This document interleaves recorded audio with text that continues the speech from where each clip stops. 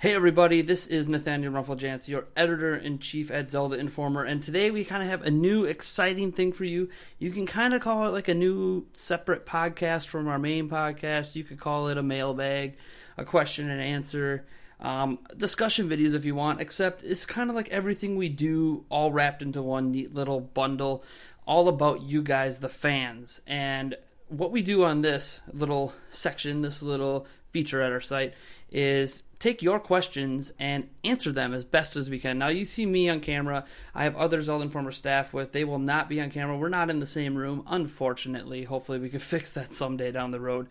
And we just take your questions and we kind of discuss them and our opinions and our thoughts and where we think things are going. If it's a question that we know factual answers to, like there are answers to it. As an example, if you want to know when Hyrule Warriors Legends is going to release, that's a fair question, and we can actually give you a date for that. We can also give you a date for Twilight Princess HD if that was a question.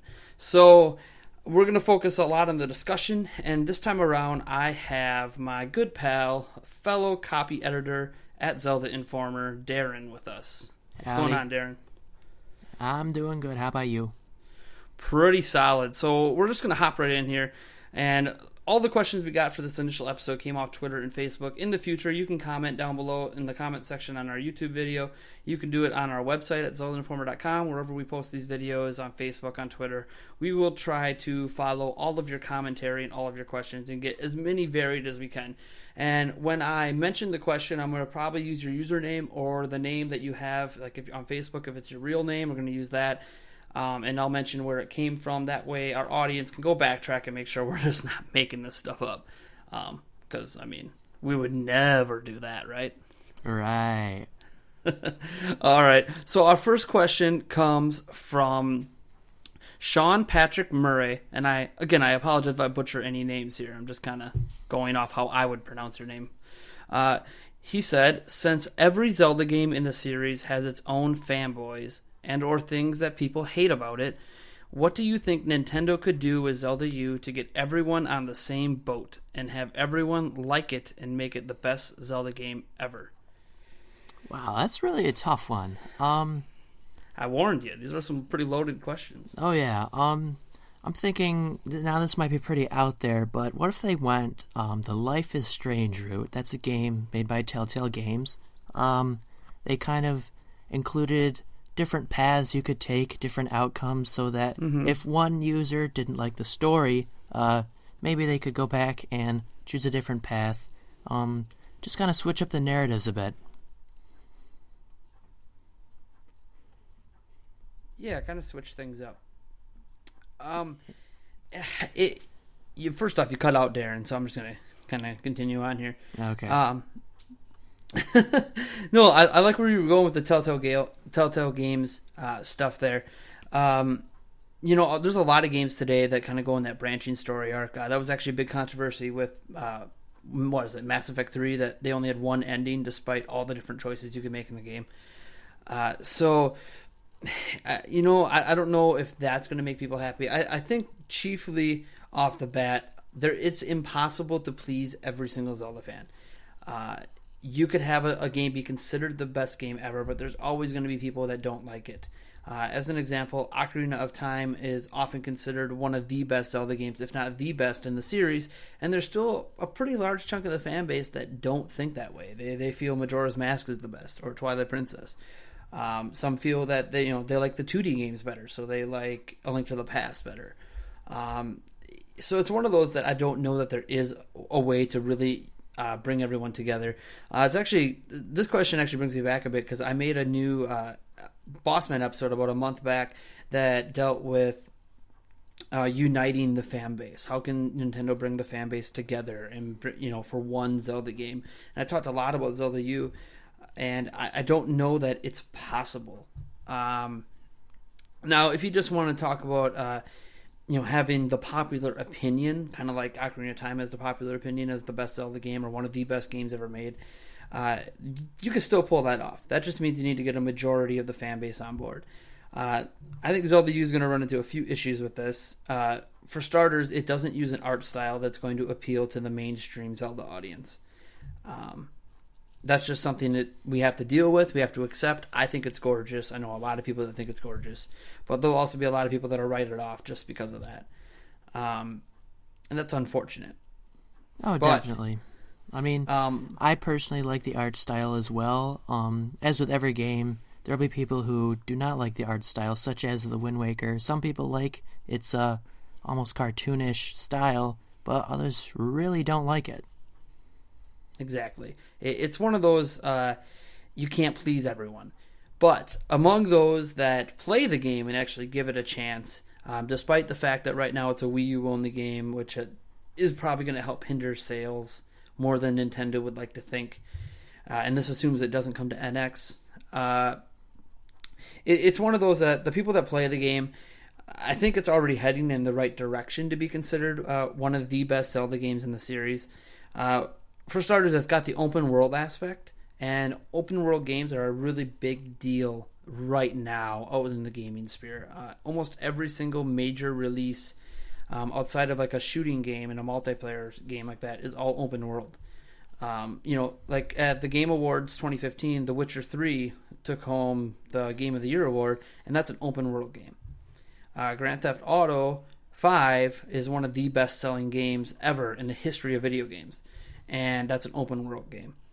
Skyrim, which is a game that people often compare Zelda to at times, that is also an open world game. So if you look at it, just kind of in the genre Zelda falls into and the trending in games, open world games are a big deal right now. So if Zelda is open world, as Eiji Aonuma keeps saying it is, although he says they have their own unique twist on it, which hopefully that unique twist doesn't mean it's not open world and it's actually linear, but it looks like it's open world. I think that the fact that it's going to be an open world Zelda is really going to help it out. Obviously, the story is a big deal. We did an internet fan poll, the survey for 2015, Ultimate Fan Survey, and I sent the results to Nintendo. We had over 9,000 people answer that survey, and really people love the story more than anything else. And that's always interesting to me because Zelda usually has a pretty weak story. But the mythos surrounding the series, I think, is what people really love a lot. And we can get into that later. I think there's a fan question related to the timeline later that has to do with that. But this question specifically, I would just say they're on the right track. They can't do much about people who aren't going to like the art style, but they have the open world. They have the mystery surrounding Link and his mysterious tunic and the sword and the book, and they got fans talking about it a lot. All they really have to do is kind of deliver on what the game is promising so far, which is a big, giant open world experience that will let you do a lot of different things. The only thing I think that would let that open world fall apart is if the world is really empty.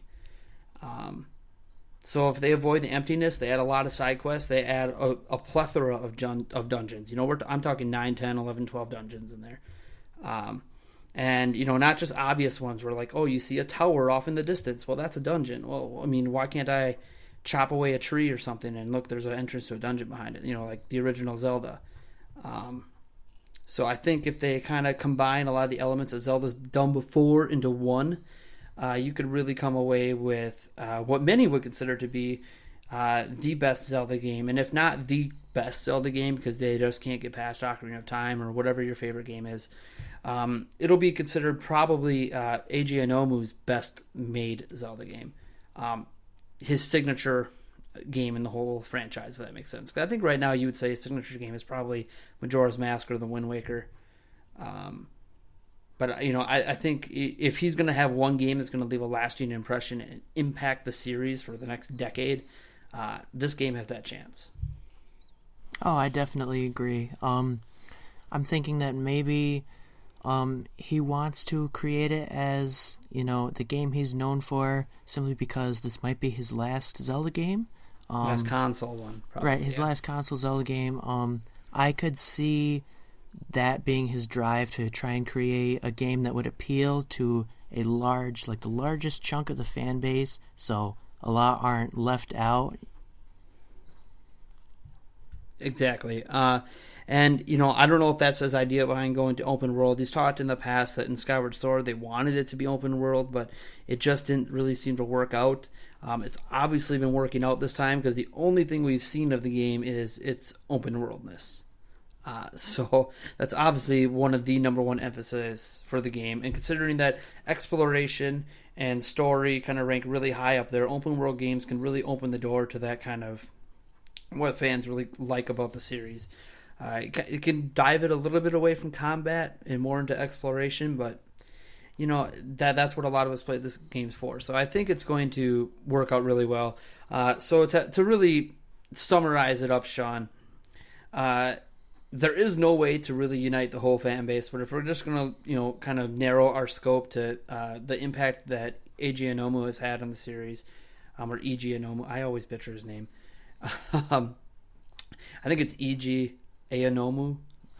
I guess so. I've always pronounced it like Eiji Aonuma, but the thing is, I've had a lot of fans correct me on how to pronounce his name, so I'm sure we both have it wrong. Yeah. Dang Japanese people, man. So to kind of summarize that up, we don't really know if it's possible to create the game that you're looking for, but if we narrow it down to his games that he has created, and in terms of having impact on the future of the series, I think Zelda U has the biggest chance of having that impact, just because, one, it returns to the open world, which we've never actually had an open world 3D Zelda game. It's just never happened. They've tried. Ocarina of Time, Twilight Princess tried to get there, but they really weren't open world. They were very narrow focused, and you could only go to areas when the game let you go to them. And the world obviously wasn't this big. I mean, this is clearly the biggest world we've ever seen in a game for Zelda. So I think it has a chance to set the standards for the future, and it's going to be really interesting to see what they do with the series after Zelda U. Because now you have this open world game. Can you really go back to a game that's not open world after that? Especially if it is really well received. So there is no definitive answer, but I think we can all agree that this has a chance to be the defining game for the series going forward. So I hope that answers your question, Sean. We're going to hop on over to Twitter quick here. Thomas Anderson, he has a question here. Did you forget to announce the winner for your Super Mario Maker contest? The Zelda level one. I specifically am asking this question because Darren and I were the ones kind of running that contest. Yeah. There's no other way to say it. Yes, we did. Yeah, basically. We've always had plans to do it. I can tell you, we're not gonna not do it. It's just taking a lot longer than we anticipated. I know that some of our voters didn't have the game yet at the time. Some of the ones that did have it didn't get a chance to play through all the levels, so they didn't get their votes in. So to be honest, it kind of fell on the back burner. And definitely, and with all the incoming Triforce Heroes news with the release of the game, we've been swamped at the site. Twilight Princess HD announcement. Oh yeah, Twilight Princess HD and all that. So I think we will announce it. Yes, it's on the back burner for now. Yeah, and if you think about it, we've just had a lot going on. But from Triforce Heroes, Darren and I are actually both working on the walkthrough right now for that because it's still not done. Sorry about that, guys. We launched a brand new layout. I'm trying to work on implementing our layout into our forums because our technical administrator is on break right now. We launched a new wiki, so we've just been doing a lot of stuff, and it was almost like it was just the one thing that took too much organization for us to really finish. So I can tell you we are going to bring it back. It's going to happen. Better late than never, as they say. All the submissions are still in. The levels that, from what I remember, they were all still playable. Hopefully some of them did get taken down. But yeah, we're gonna get those winners in, get videos recorded. In case you're wondering, we were gonna do live streams of some of the winners, and that's still a thing that's going to happen. So as you can see, this is kind of when we announce the winners and when we do the whole giving away the prizes and doing the live stream. It's something that takes a lot of planning to kind of get that all working together. Just to give you an idea, in the last 3 months, I had a baby, so that's another thing on my plate that's kind of slowing things down a bit. As for Darren, I have no idea. He's just Darren. And well, definitely, with the influx of Zelda news, there's always personal lives that get in the way. So yep. I hope we can get everything cleared up soon and announce the winners. We can live stream those courses for you. Exactly. And if you're wondering why we're doing this discussion video instead of working on the Zelda Maker contest, this is a lot easier. Oh, definitely. It's way easier to get a few people together and do some recording than coordinate a live stream. And a So giveaway. what I can promise is probably in January of next year we will have. I know next year it's really not that far away. We will get out the announcement for the winners, and we'll do a live stream at some point in January for it. That's kind of my goal. I have it written on my giant whiteboard that's behind this video camera. To get this done. So we're going to get that done. And I'll try to make sure in the future, like if we're doing a Zelda Versus polling contest, or if we're doing any other user submission-based contests, I'm going to try to make sure that we have it really, really, really well organized and planned out before we launch it. This one kind of just went out there as, hey, this sounds like a good idea. And while we had some good planning for it and what we were going to do, we never really planned out when we were going to do it. And that was kind of the big issue we ran into, is we didn't really have set goals on when we were going to announce winners and when we were going to do the live stream. It just kind of floated out there. So yeah, we'll get it done. I'm sorry about that. We will try to make sure that doesn't happen in the future. I'm sorry.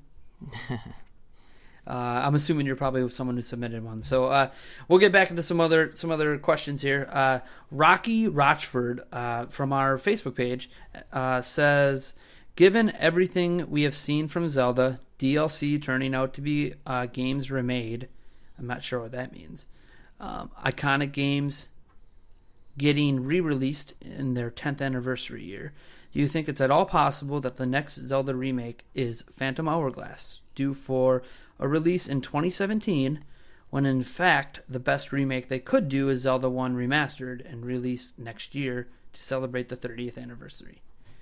Wow, that is a really good question. I told you, we got some good ones here. Phantom Hourglass, it was actually my first Zelda game. It's what brought me into the series. I'm sorry. Yeah, that's what a lot of people say when I tell them that.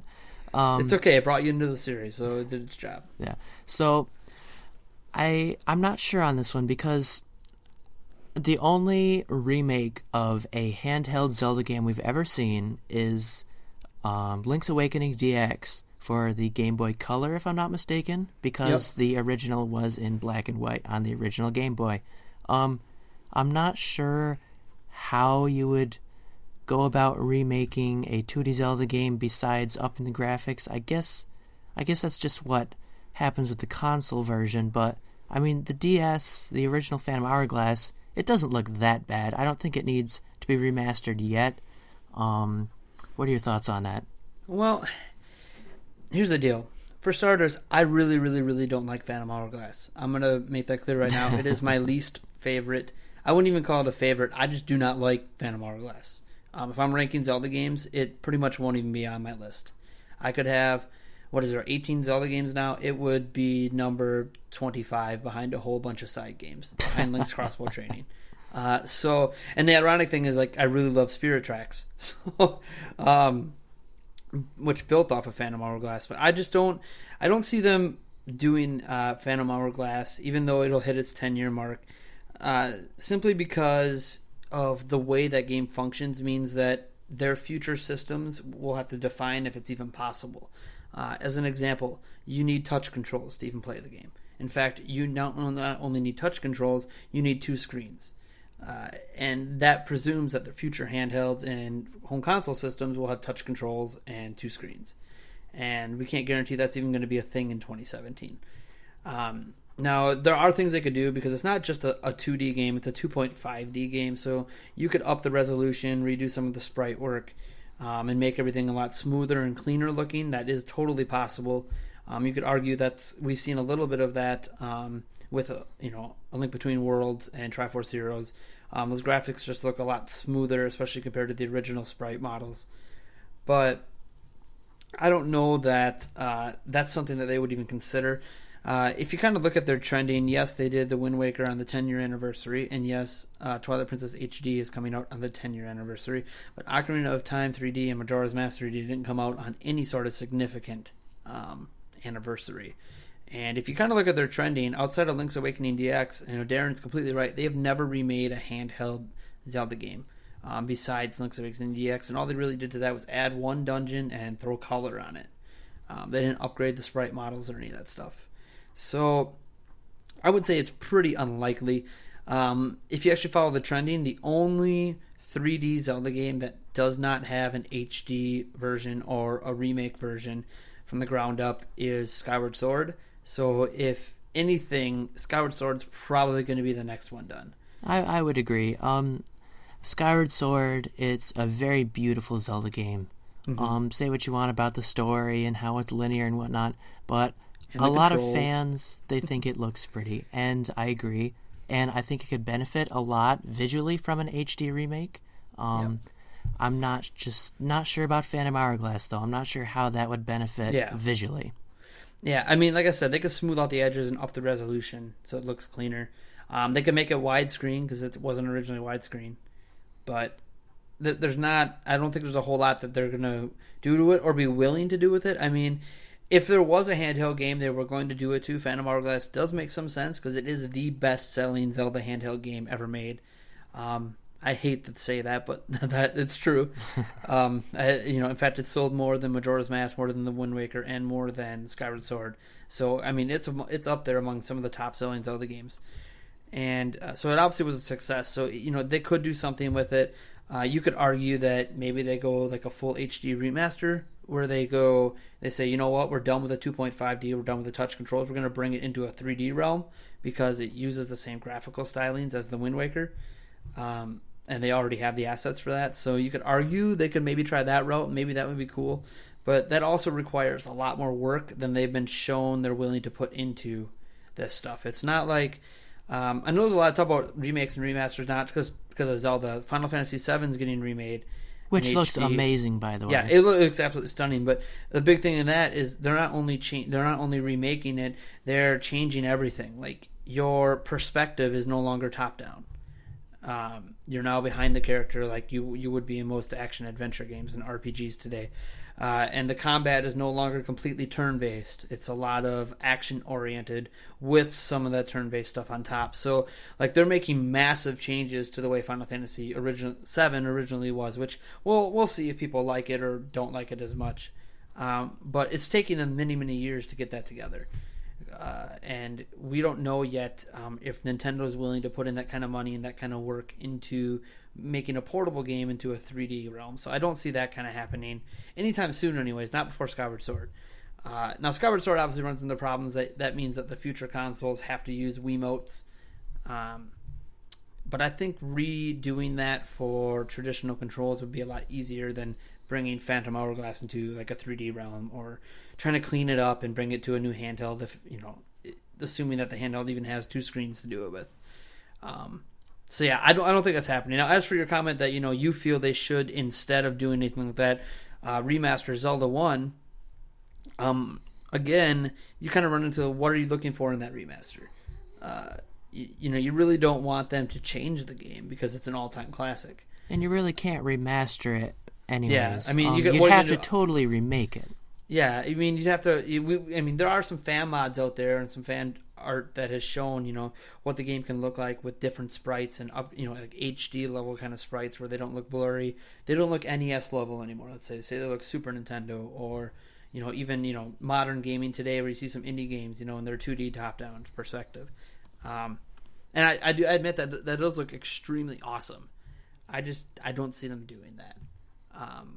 They're already remaking Twilight Princess HD. That seems to be their 30th anniversary remake. So I don't think they're going to do that. I would love it. I mean, I would love if all of the Zelda games were made more modern. Oh, so definitely. Today's fans could get into them. I mean, as an example, Zelda 2, The Adventure Link, is my favorite Zelda game. And it's really, really hard to approach by today's gamers. I mean, it was difficult back then, but almost every game back then was difficult, so it kind of fit within the standard for video games back then. Well, the standards have shifted, so it would be nice if they just made that game a bit more approachable. And it's a side-scroller, top-down. They could really do a lot with the visuals for that. But, it's not going to happen. They're not going to do Phantom Hourglass or Zelda 1. I would bet my life savings on that, especially I gotta in 2017. Agree. Yeah. Just 2017, I mean, if they do this, it's going to be way down the line when they're running really out of ideas. and all they've got left is to go back to their classics and make them fresh again. So, very good question, by the way. That's a very, very good question. As Darren and I kind of said, Skyward Sword's probably the next way they're going to go, and then we'll see what happens after that. You can argue Ocarina of Time Majora's Mask should be revisited and brought to HD, which I know would make a lot of people happy, based on the Kakariko Village Unreal 4 engine snippet we got that a fan made that people got excited about. All right, so we'll move on to our next question here. Another person on Facebook, on our Facebook page, Todd Voss, said, if you could combine Zelda with any other series, which one would you do? Assassin's Creed, hands down. I knew you were going to say that. Well, why Assassin's Creed? It would appeal. When I play games, I'm very much a graphics person and visually, and I just think Assassin's Creed and Zelda would meld together visually, because I've seen a lot of fan art combining Link with the main character from Assassin's Creed. And Tingle. The setting, if they just gave it a medieval setting and had some Zelda characters in there, I think it would be a great crossover game. And I think the reason a lot of people like that as a crossover game is the climbing and the way that you can explore the cities and the world in Assassin's Creed. A lot of people want to be able to do that in Zelda. Be able to scale mountains and climb tall buildings, which there aren't really a lot of tall buildings in Zelda, but they could make there be some tall buildings in Zelda, if that makes sense. So it would be really cool if they kind of went that route. I know that some people, oh no, not Assassin's Creed. I'm like, this isn't about making Zelda an annualized franchise. At one point, Assassin's Creed was actually considered one of the best games out there. Assassin's Creed 2 was received extremely well. If you kind of look at what Assassin's Creed used to be and you combine it with some Zelda, I think that could be an interesting mix. I'm going to kind of throw a bit of a curveball out there. I would almost like to see Zelda smashed with Super Mario RPG. Wow, I never thought of that. Exactly. Yeah, like Super Mario RPG is such a unique game, and it's changed a bit over the years, and they tried introducing it into the Paper Jam and Paper Mario stuff. But ignoring all that, just the original Super Mario RPG game, it really took Mario in a drastic. It was one of the first games to take Mario in a really drastic, different direction. And I know people are like, "Oh, Zelda is not an RPG; it's an action adventure game." I'm like, "Well, this is a hypothetical crossing over the game into another series." Obviously, they've already done it with Hyrule Warriors, and there's other games they might be able to do it with. But a Super Mario RPG level game, I don't know. Just imagining all the different Zelda characters you could have and the leveling up, and the turn-based combat it could be. That'd be interesting to see a turn-based Zelda game. Exactly. I mean, I even thought about maybe a bit of Fire Emblem on top of that. Little bit of that grid-based strategy game. But yeah, I don't know. It's just something that I always felt would be really, really cool. Obviously I wouldn't make it a mainline game. It would just be kind of its own side game. But yeah, why not? I mean, if they can do Triforce Heroes, the third multiplayer Zelda game, and have it be as different as it is from the series, I don't know why you can't try a turn-based game. Why not? Right. I mean, and I think it would work in the timeline. I don't think gameplay style matters, but even if they just make it a non-canon sort of spin-off game like Hyrule Warriors, I'd be totally okay with that. Yeah, exactly. It's just something different. I like Assassin's Creed because it's kind of almost an expansion on what Zelda already does. And just, there's a lot of cool things in Assassin's Creed that would mix well. I know some people say, oh, but Assassin's Creed's combat is really easy. Zelda's combat is really easy, so you're not really preaching to the choir at all. Yeah. But I don't know. Those are just some ideas we have. What ideas do you guys have? Go down in the comments, type it up. What games would you like to see Zelda kind of cross over into? That's a really good question. Maybe we should do it as a daily debate sometime. That's a good one. You're stealing ideas from fans now, huh? I know, right? Hey, now, the idea well runs dry once in a while. Oh, yeah. All right, so it pleases me to say that we now have a new Zelda Informer staff member joining the conversation. He would be Zelda Informer writer, animator, kind of streamer, kind of does a mix of everything at the site. Jack of all trades. Yeah, Al. I'm not even going to pronounce his last name. I can't do it. Luda Juga Juga Duga Duga. Lion Deck, actually. Yeah, I see. I can't say that. But yeah, hi everybody. Yeah, you All right, cool. probably read my stuff or saw a stream or joined the podcast, whatever. I do a lot of different things. Exactly. Yeah, he's kind of our random guy. He does a lot of different things. He doesn't really have one defined role. Hopefully, we can get him some more definition in the future, like more consistent live streams and all that stuff. But he's actually working on an animation for the Boss Man, so that should be exciting when that's finished. Ooh, I know, right? I've only seen it since like 2 weeks ago, so I have no idea if anything's changed yet. But all right, so we'll just get right back into it. We have, we've gone through a slew of questions. Sorry, Al, you missed some of the better ones, I'd have to say. That's fine. But we're going to get into a really simple one. This one comes from Yorshi on our Twitter channel. What is your favorite sword except for the Master Sword? Now, keep in mind, we have had a daily debate about this about a month ago. So this is actually something we've talked about before, but we as a staff never really talked about it. Al, what's your favorite Zelda sword besides the Master Sword? I'd have to go with the Bigoron sword. Okay. To be honest. Just because it's big? Yes. I like big things. That's could be interpreted in very many different ways, but let's not focus on that.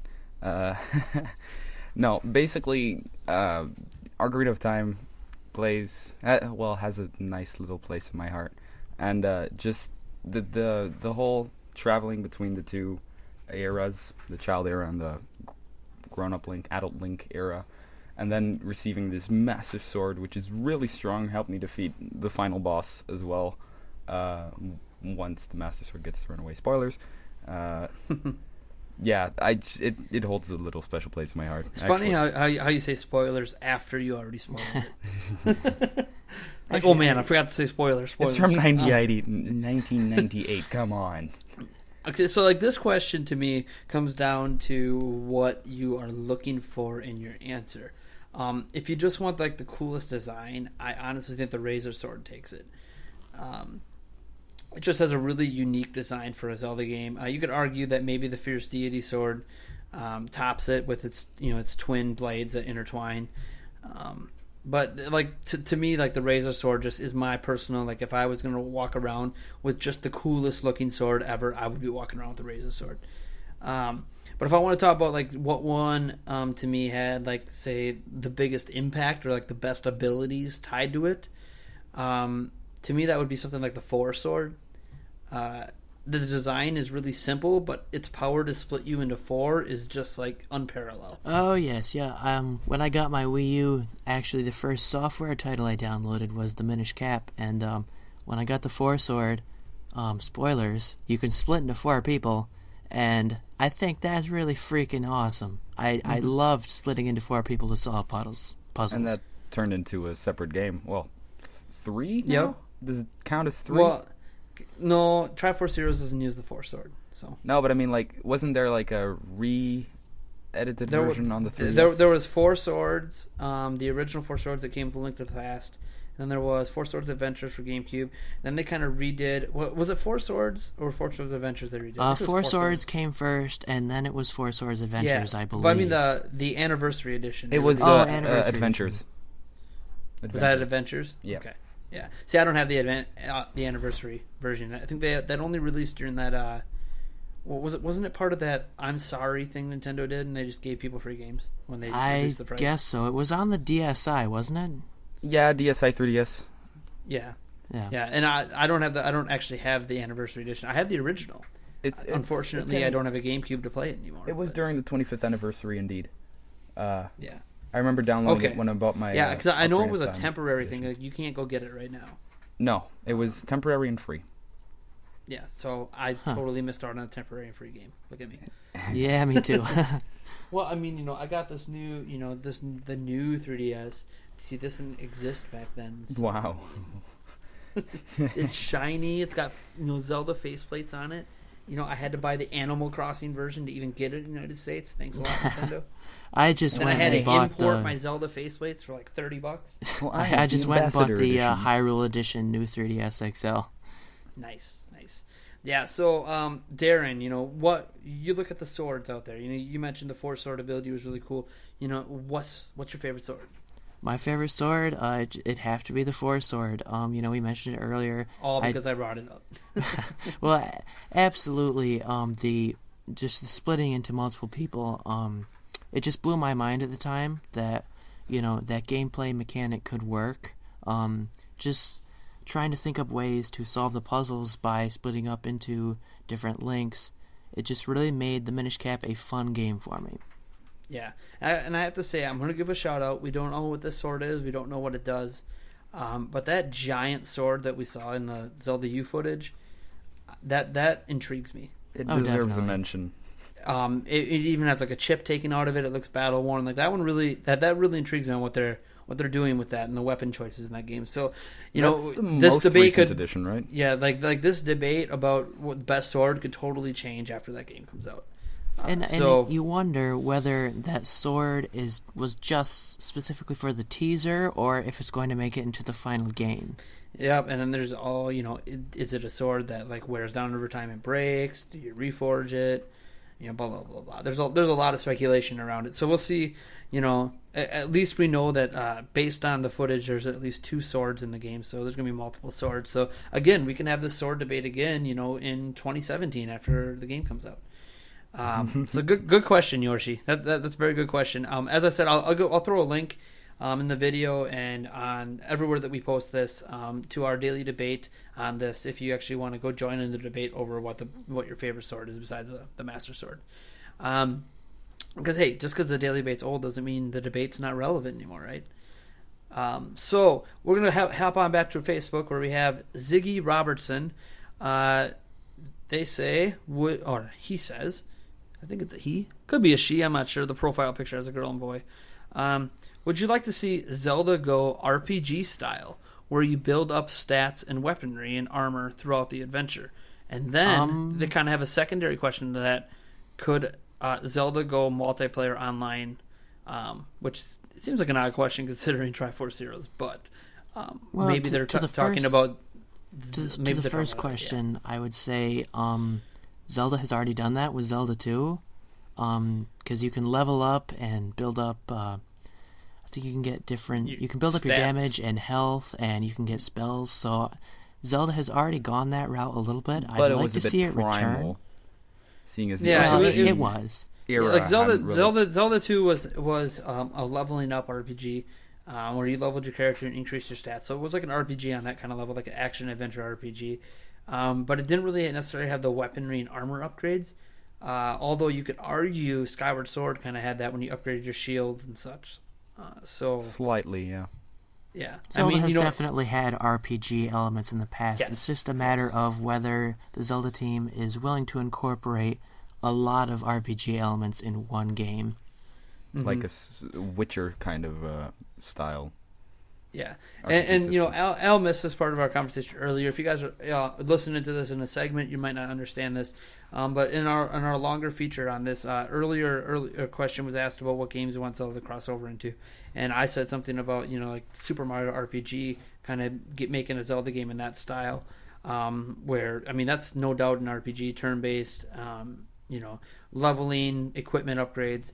And that kind of goes to this where I would like to see something like that, obviously. But beyond that, just in a grander scope, like if Al just brought up The Witcher, and we mentioned earlier The Witcher 3, won game of the year. So like if they do, a Witcher style RPG, it definitely could click with a lot of gamers. But I just don't know how much RPG you want to go, because I feel like if you go too far into the RPG realm, obviously I don't think people want to see Zelda, like a full Zelda game, go turn-based unless it's a side game. So I don't think you'd see a turn-based RPG. So I don't know, like how much RPG would you want to see in like I want some RPG elements. I like crafting. I personally agree with the idea of a lesser, apparent RPG element. Zelda has always been kind of an action-adventure game, like you said to me, where you just adventure or explore a different land. And it should be noted that action-adventure games and like the open-world RPGs we see today, like Skyrim and The Witcher, those games actually have a lot in common already. Like that's the reason. There's a reason that the genres keep getting confused for each other. But I'd argue that the pace would just halt severely or slow down, and the pace in Zelda games is something that has been very fine tuned throughout the years, with just almost perfect pacing when you take into account games like Skyward Sword for one, or Ocarina of Time as well. And I think that RPG... Don't say the Wind Waker. No, I won't say the Wind Waker. The Triforce Quest screwed up all the pacing. I almost said Twilight Princess.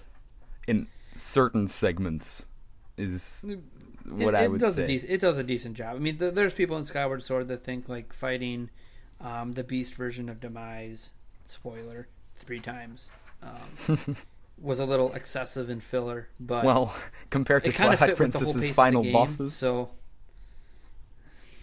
Twilight Princess's ending lasts Twilight about Princess 5 or so different forms. Yeah, Twilight Princess had some interesting pacing stuff. But, go on now, what were you saying? Yeah, just the pacing. RPG elements, to me, always very strongly decrease the pace in a game because you spend a lot of time in menus upgrading or thinking about what you want to go to next. And often certain elements are locked. I think that Fallout 4 recently did a very good job in allowing players to to think about what perks they wanted to unlock in before they were actually able to unlock them, with the whole perk table being completely accessible from the first second of the game even, or like after you go out of the vault, which increases the pace there as well. Only if you spend like 10 minutes planning it out for a little while, what your next levels are going to be, and you can just on the fly change or add a perk. That's a good way of doing it, but I don't see that happening with Zelda in that style. I think it would that to me that's just way too in depth, beyond what Nintendo would probably consider. Yeah. If you look at what Nintendo's done in the past, you got the Zelda 2 with the leveling. I don't think we're going to see a leveling system come back. Would I like a leveling system? Maybe, but that to me comes into effect of them changing a lot in the game. Zelda has an issue sometimes where like the enemies don't get more difficult as you get more powerful. If you're gonna have a leveling system where I get a lot more powerful, then the enemies are gonna have to get stronger. And on top of that, leveling in that kind of way to me only really works in the sense that maybe you have magic abilities and you can increase, that stuff. But if you look at what Zelda already does. Zelda kind of already has RPG elements in that way. It's just not traditional. Instead of leveling up, you find a more powerful spell. You find a bigger bag. You find heart pieces. Yeah. So they kind of already have that in there already. So like I don't know that they're gonna feel like we need to go back to leveling, because they kind of circumvented the whole leveling system. Said, look, we're still gonna have you upgrade your stuff. It's just gonna be in more what they feel is more natural ways of doing it. It's very Zelda in how they do it. I guess the present I don't know any stats other game are hidden. For example, you don't know exactly what stats a sword has. Yeah, you don't know how much damage every enemy has. No. Although in Zelda U, there was that one footage where it looked like an enemy had a health bar above his head when Link was shooting him. Did he? So I didn't see yes, that. Yeah, it was in I think the Game Awards footage from last year. Well, yeah, if it's gameplay. So I'm that could just be a pre-dev thing. So it might not mean anything. It might not be in the final game. Zelda enemies have never had health bars above their heads. Did bosses in Zelda 2 have health bars? I think yeah. So, but in general, we don't see it over their heads. We don't know how many hits it's going to take until you actually kill it at least one time. RPG elements, I think Nintendo's already kind of put them in the game. Whether or not they're going to go more than that, I could see them maybe adding more customizing to your outfit, letting you do things like change the colors of it, maybe. Something that's cosmetic, not necessarily affecting the game, so it's all optional. Yeah. I could see them, offering you the ability to reforge your swords. They've let us do that before. Upgrade your shields, by reforging them or finding materials to craft them. They let us do that in Skyward Sword. Yeah, I like that component. So I think that's the kind of RPG elements we get. Basically, what Zelda has already done, I think they're just going to continue to do and maybe expand upon it. I don't think they're going to look at The Witcher, look at Fallout 4, look at Grand Theft Auto and be like, we want to bring all those elements together into our game and make our game be like that. I think Zelda's going to stay Zelda, and they're just going to expand upon the RPG elements they already have used. Do you agree, Darren? Or I definitely agree. Expounding upon the RPG elements that they've already used is something I'd like to see. I've always been a big fan of action-adventure games incorporating heavy RPG elements, but not using a turn-based system, such as Skyward Sword, Hyrule Warriors, where you can level up, but it's not turn-based combat, obviously. It's like a hack-and-slash game. That's a game with I would have bars. liked them to have incorporated more RPG elements, and I hope they do that in Zelda U, but like we were saying before, I do hope they don't go too far with it. Yeah, I just hope they recognize where the line should be. I think people like RPG elements, but I think there's a point where you have your Zelda game, and then if you go too far, you're just creating Nintendo's Skyrim. Yeah, basically. And I know some people would be really, really happy with that, and I'm sure it'd be well received. But then you have to question: is it a Zelda game anymore? Or is it just another fantasy RPG? Yeah. And that's not a bad thing. I don't want certain... people to think that that's a bad thing. I just think Zelda, there's nothing like Zelda on the market. So it would be really weird if Zelda completely went a different direction and became too much of something else so that it's not recognizable as a Zelda game anymore. Yeah.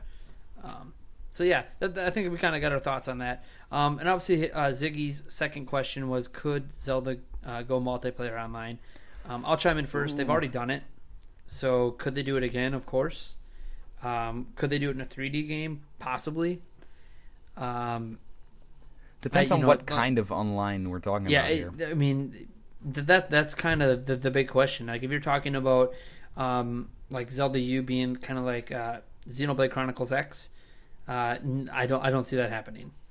Or a massive MMO. They let people come into the world, or like Monster Hunter. You let people come into the world, do a hub, and you guys go out and you quest together. No, I don't see Nintendo doing that. I also don't see them doing something like Elder Scrolls Online or any other like an MMORPG MMO out there. I mean, an MMO would be awesome for Zelda. Zelda MMO would be amazing. But like, MMO has a lot of flaws. Like the MMO system. It's not even just that MMO has a lot of flaws. Like it's just a different type of game. Yeah. And I'm sure they could build a Zelda world around it and make it work. But Nintendo has to decide they want to do that, and Zelda U is definitely not the game they're doing that with. At least not what they've shown us so far. So I don't think MMO is the direction they're even looking at. In fact, I think a Pokemon MMO would work first, to be honest. Oh yeah. I feel like that game's Pokemon already Go built is a step almost in the right direction there. Like I already think Pokemon itself's already built perfectly to translate to an MMO type game. Yeah. But beyond that, with Zelda, like I said, they've done multiplayer with Triforce Heroes. So if you're looking for more Four Swords, Triforce Hero games, depending on how Triforce Heroes sold, you could definitely see more of that in the future. Even if it's sold poorly, it could be an idea they revisit in the future on a handheld system. As for a 3D game, it just depends what you mean. I know Eiji Anomu has talked about in the past of breaking the barriers and specifically mentioning single player and multiplayer. I don't really know what that means for 3D Zelda games, like what they could do with it. My only idea, I think, that could work would be if your central hub, like the area that's the main part of the game that you do most of your commerce in and everything, whether it's Hyrule Castle Town or Kakariko Village or whatever your home village is, or whatever new villages they make, which I hope Zelda U has a whole bunch of villages. That's what I'm really excited to find out. If they expanded upon their usual 3 or 4 villages they have. Whatever that central hub is, I think it might be cool if like players could kind of go online in that hub and kind of come to that hub, and you could kind of like set up your own shop, and you can like say you got Deku sticks, you can put like Deku sticks on your shop for people to buy. You crafted a new shield, you could have people buy that shield from you instead of going to get the crafting materials. That I think would be really cool. Like it's a way where you'd be able to interact with other Zelda fans. Has there been any game like that before? Like I said, Monster Hunter is or... a lot like that, except you end up going out to quest. But can you like merch with other people, or you could trade? You can't set up a shop. No. And that's what I'm kind of saying. Like, I don't know any game like that's a mainly single player experience that allows that like little hub where you can kind of get together. Like maybe Pokemon's kind of an example where you can get together and you can battle people and trade Pokemon. But I don't think there's any game that really set up a shop and just sell stuff you got in the game or you made in the game. But I think like if they're going to do multiplayer at all, that kind of feels like a natural way that would fit within the single player experience and not really change the game much. Like if you're not online, you're not really taking anything away from what you're experiencing. But if you are online, it's kind of cool that like, oh look, Al, you're further in the game, and so you're going to put up this shield you made that I can't even craft yet. Yeah. But you're going to put it up for like 5,000 rupees. So like if I really want to get it now, I can get it now, but it's going to cost me a fortune. Yeah. So I think something like that would be really, really cool. Obviously, as you said, it's pretty unprecedented. It is. But Nintendo likes doing unprecedented things, so that's true. I don't know. Minecraft That's kind of almost leans into that area. Almost, but like Minecraft's a game where you're supposed to build like all your own stuff. Yeah. With other people, so that game's like designed specifically around multiplayer a lot. And then mostly with mods as well, if you want a certain lots of system. mods. Yeah, lots of mods. So Darren, multiplayer Zelda. Obviously, an online multiplayer Zelda. We already had it. Where do you think it could go in the future? To start off, I really like the idea of Triforce Heroes. It has its flaws, but I feel they could flaws. Sorry, my review has not come out yet, folks. So yes, there's always flaws. But I think they could expound upon multiplayer a little bit. Kind of like what Al was saying. You could kind of set up shop and sell items you wanted. You could trade with other players. That's something that you can't do in Triforce Heroes. There's just different aspects of multiplayer games that they have yet to incorporate in multiplayer Zelda that I think would work maybe in like a future generation of consoles like the NX or the handheld of that generation. So yeah, I just think that there are more multiplayer elements to incorporate. Sure. Al, you got anything to add to that? Like the NX, there's a lot of rumors about the NX being cross-platform. Maybe it could incorporate something like that. It's hard to imagine, really, when there's so little information about it. Yeah. Well, you have to remember, I think the only multiplayer we've ever had in a 3D Zelda game involved the Tingle Tuner in the Wind Waker. But that was an in-person, in the same living room multiplayer. It wasn't online. Yeah. Really? I Was that Wind Waker HD? No, that was the Game Boy and the original Wind Waker. The GameCube version. Yep. Yeah. People could hook up their Game Boy Advance with the Tingle Tuner, and then they could drop bombs on people and uncover secrets related to Tingle. Right. That kind of stuff. Yeah. So, yeah. Like, there's actually... A lot of people don't know it because they didn't get to experience it, but there's a whole lot of depth to Tingle's character in the Wind Waker. If you have that Tingle Tuner, there's just a lot of backstory you can find out, which gets expanded upon in the Tingle games. Dear! A lot of people also haven't played. I can go on hours about those games. But yeah, it's kind of nice that none of it really contradicts itself. The only thing that's really weird is just that the Wind Waker takes place on a separate timeline from Majora's Mask, and Majora's Mask is where Tingle originated. So it's kind of Tingle is everywhere. Tingle is life. All right, so I don't think there's really much more we could talk about multiplayer. Could it go multiplayer online? It already has.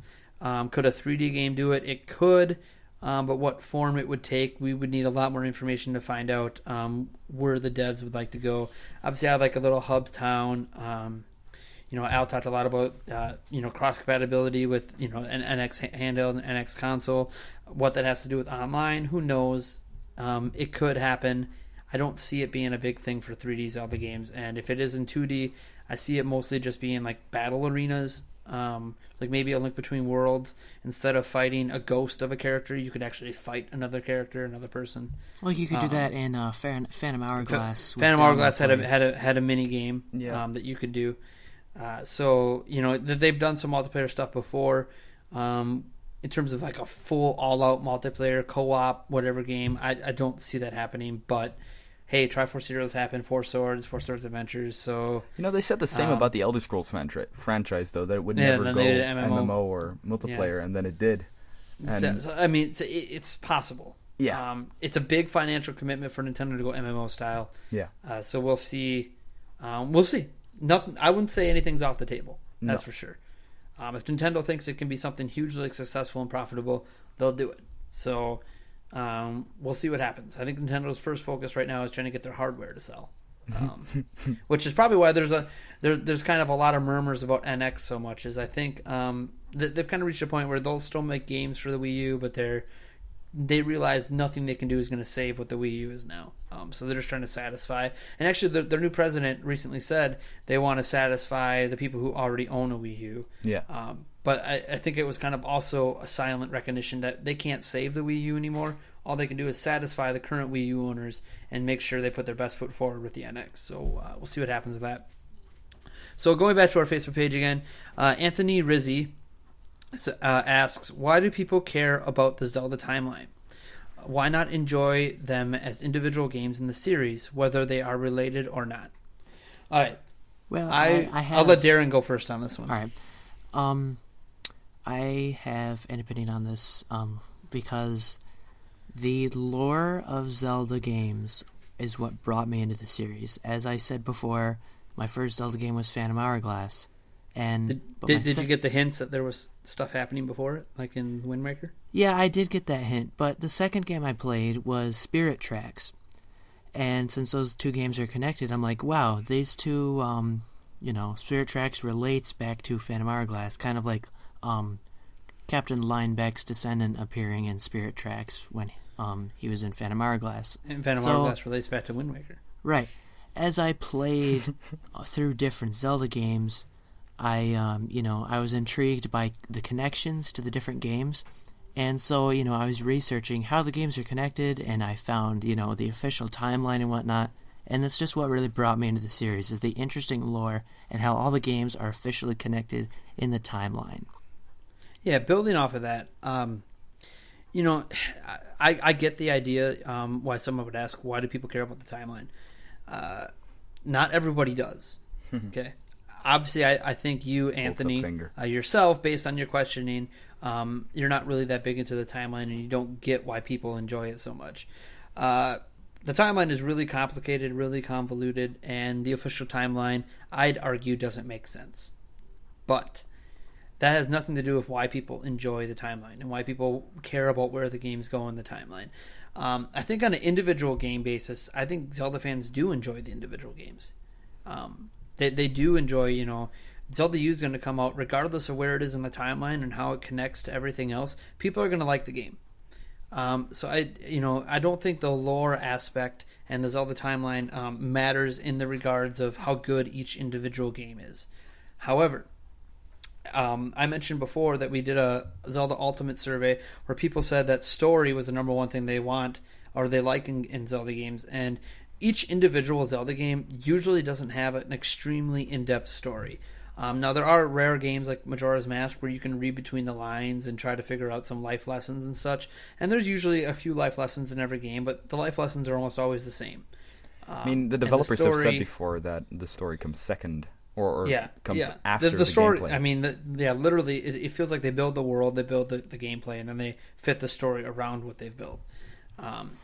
So the developers don't even put story first. So why do people care about the timeline then? If the story is weak and it makes people disregard certain games, like maybe someone doesn't care about Triforce Heroes even though it's on the timeline. Like they might just not care because it doesn't really make an impact on the rest of the timeline. It's a lot of it's the lore, and Darren brought this up. Each individual game does not have a lot of story necessarily in it, but when you put the games together, you start to get a very big picture of a long, winding history that's happened with Zelda characters and Hyrule, and people are really interested in that. As an example, Ocarina of Time mentions a war happening before the game started that led to Link getting dropped off in the Lost Woods in the Kokiri Forest and having the Great Deku Tree take care of him. there is history there. There's a history that it mentions that something happened, and there's a chance that in another Zelda game you might actually see what happened. And I think that's really what draws people to the timeline so much, is it's not just seeing the games connect. I think the games connect is kind of an afterthought, even though that's what most people debate about. It's seeing the stories connect. Seeing that, the Master Sword wasn't just forged as the Master Sword. It was something else, and it actually had a purpose on why it was made into the Master Sword. It's not just the blade of evil's bane. It had a reason that it needed to become what it is today. There's things like before, Skyward Sword kind of retconned it, there was things like the hat that Link wears all the time. Well, originally, before Skyward Sword happened, the Minish Cap explained why the hat existed. So there's just a lot of connections story-wise that make the series have a long, winding history, and people get really involved in that history of the whole world of the game. So I think why people care about the timeline is basically that they want to learn more about this all-encompassing world of Hyrule, Termina. What are those? There's 2 other lands connected to Hyrule that we've only seen once. Hytopia. Well, besides Hytopia. Lorule? I'm talking about these. Like New these are Hyrule? They're in the not New Hyrule. They're in the really early games. Link is actually from one of these lands in one of the first games. In Zelda 2 is again. Like Zelda 2 in the had Oracle series, very... I think. Yeah, I'm trying to remember. Link's Awakening? You have the island. No, Link's Awakening, that doesn't exist. That's a dream. Really? Oh. Yeah. Sorry, spoiler. Spoiler. Link's Awakening's all a dream. It never happened. Never happened.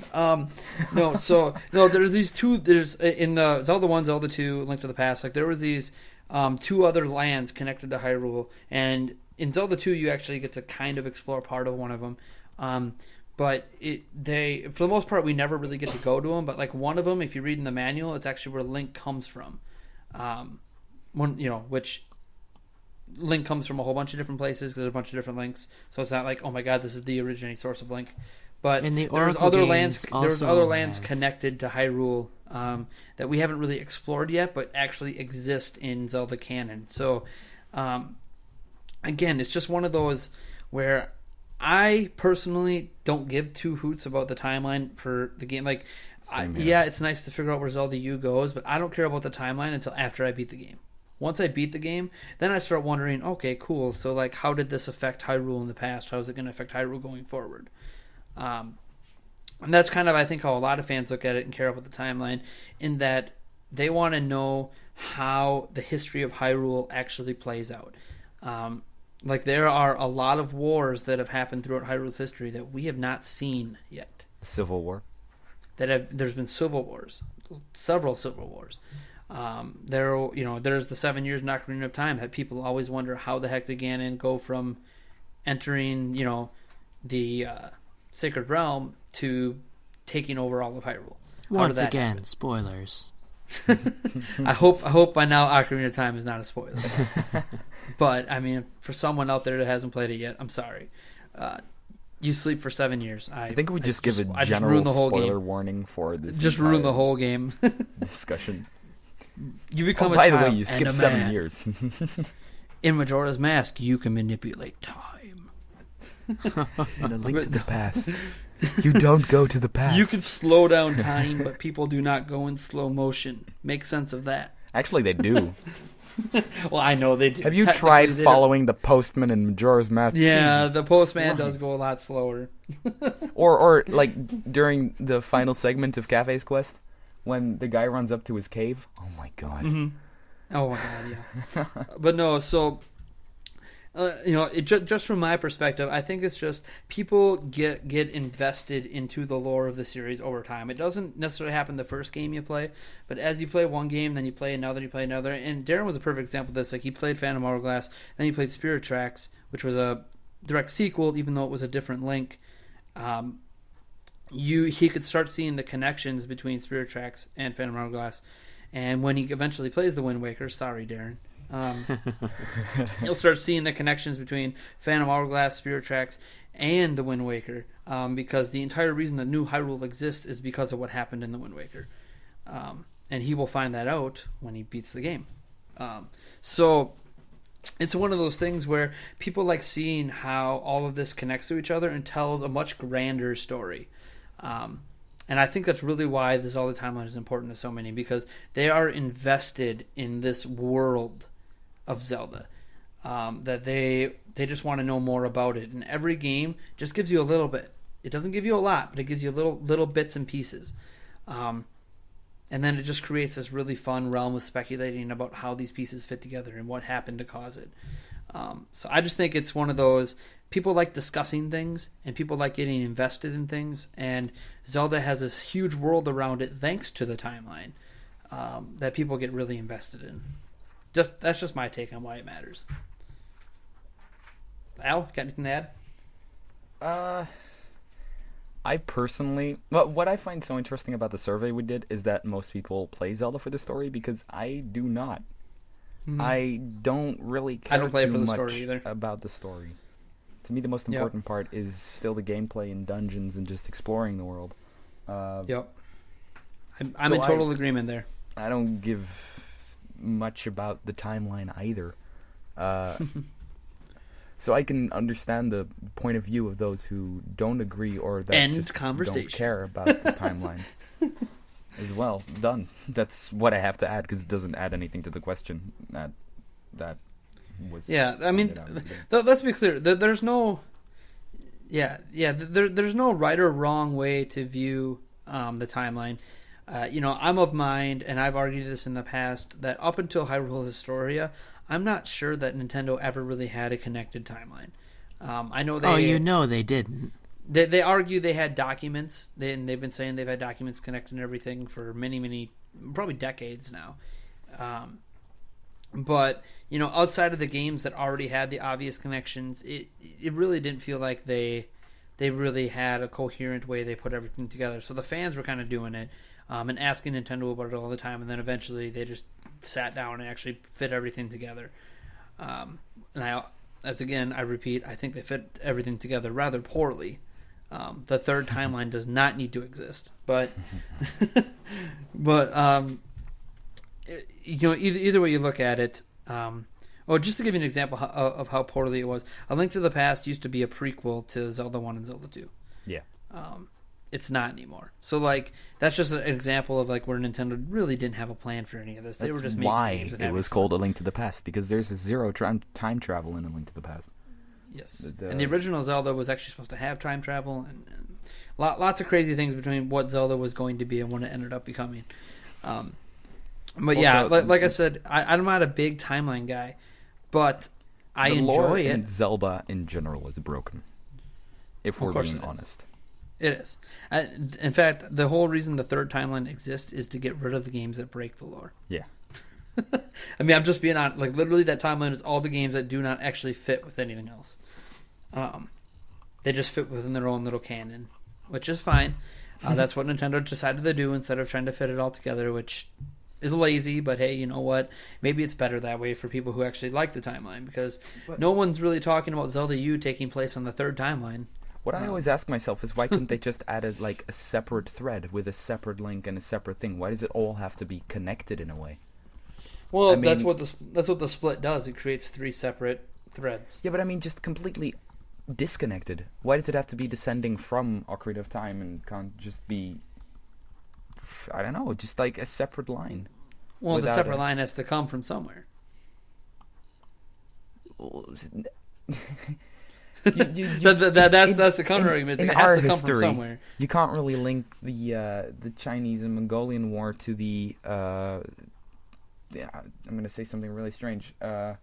Early, to the French Revolution, for something. It's a separate timeline in essence.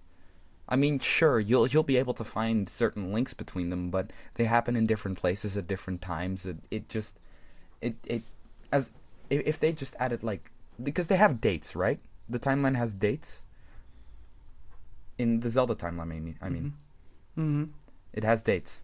Couldn't they just not exact dates, but this game happened before this game kind of thing. They don't really have. Right. Well, if they just added dates, 1600 BC or something. Yeah, a time, a way to count the time, maybe they could have created a better timeline than the one that we receive now.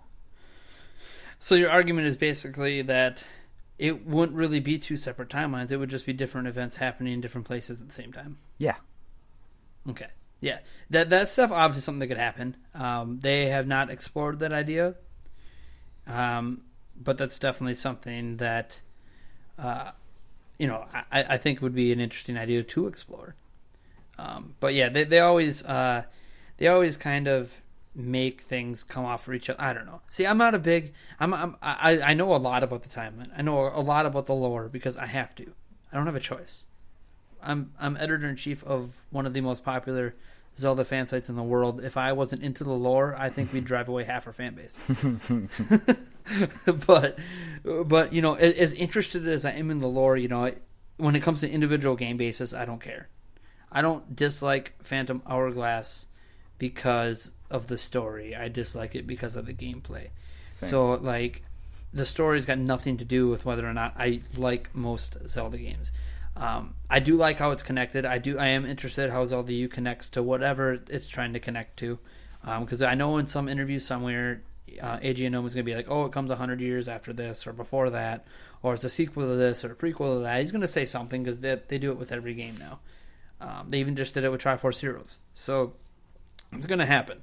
But, I'm more interested in once we know where it goes, I guess. I kind of want to know how the story makes it fit. But that's not going to determine if I like a game. So the long form answer here is that we don't always care about the timeline. It is important for some fans, and we understand why. A lot of it just has to do with connecting that whole giant world you've been investing. For me, I've been investing my entire life in. Zelda has been around as long as I've been alive. I turn 30 next year, and so does the series. So it's literally been my life. Kind of a unique situation, I feel like, with that. And yeah, I am interested in how everything connects and how this world that I've been, playing in for 30 years is going to play out.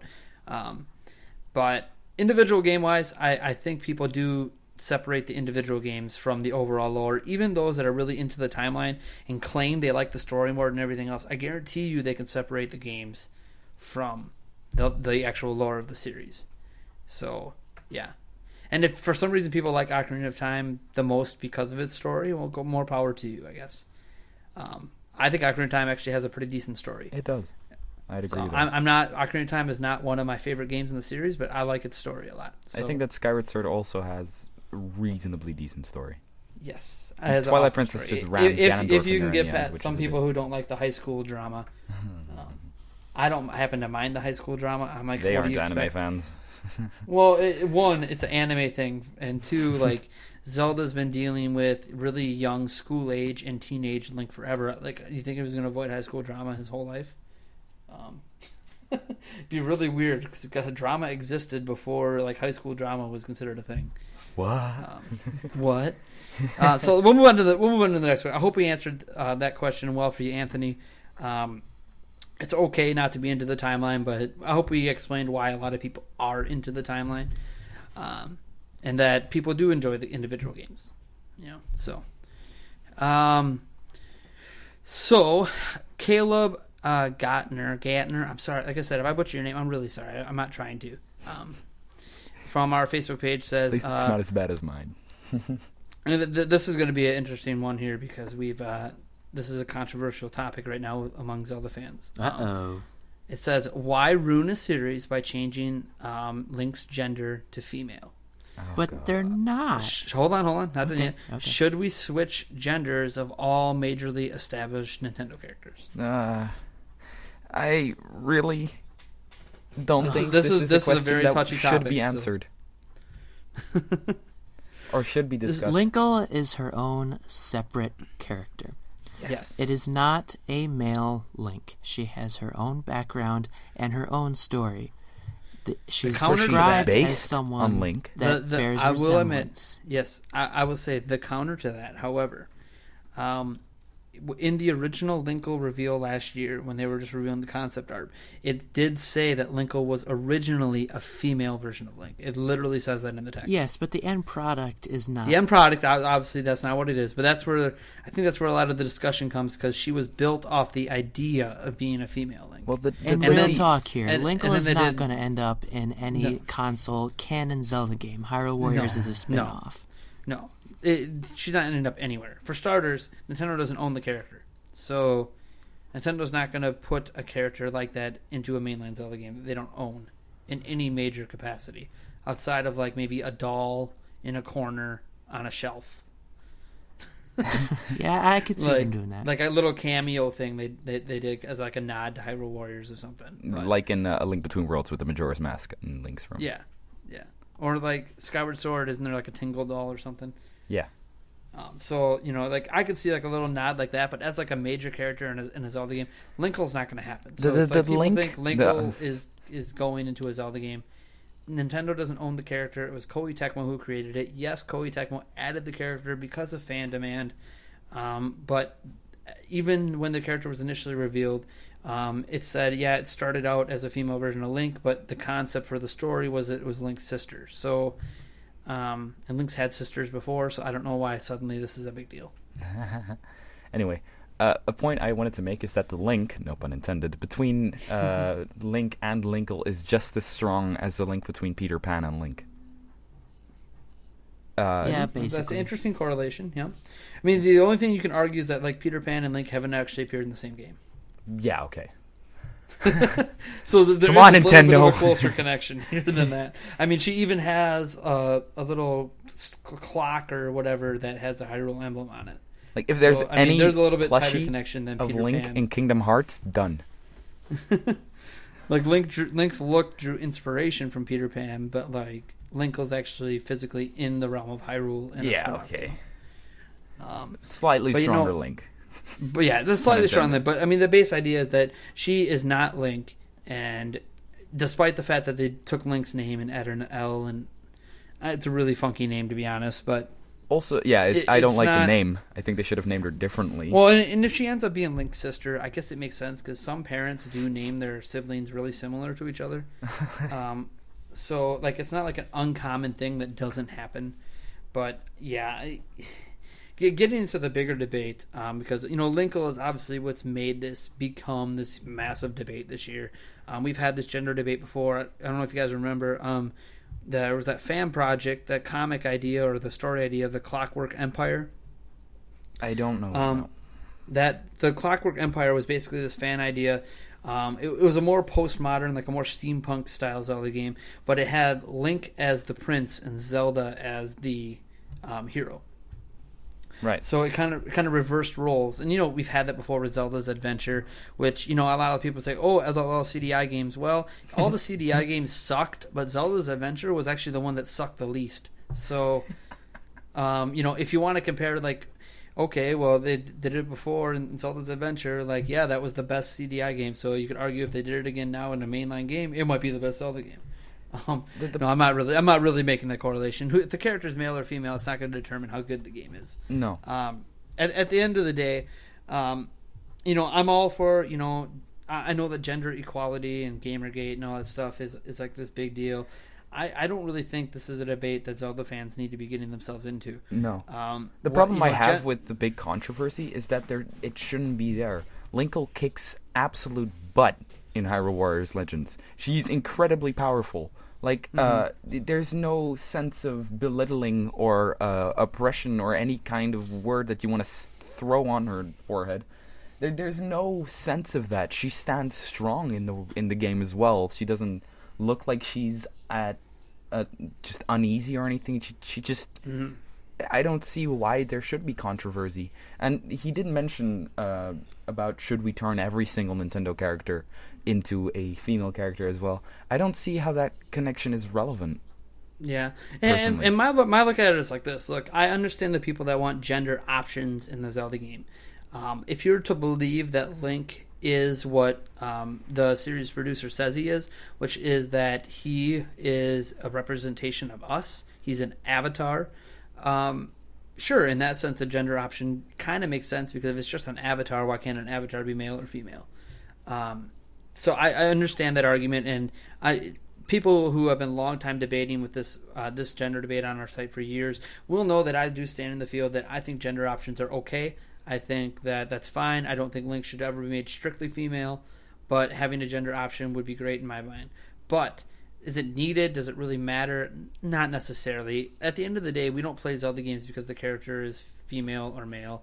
Link also isn't the most in-depth character we've ever had. Yeah, like he doesn't have a lot of depth to it either. So there's a lot of does it really matter kind of questions to me, and I don't really think it matters enough for us to force the change. Like if Nintendo decides to offer a gender option, great, good. It's not going to change to me how good the Zelda game is. And there's a lot of people that say, "Oh, I'll be angry if it happens."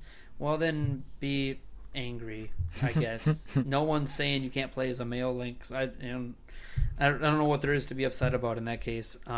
Outside of the fact that some people think that Nintendo would be giving in to social justice warriors, and I think this whole debate goes beyond the social justice warriors. I think Nintendo started the debate themselves when two ways.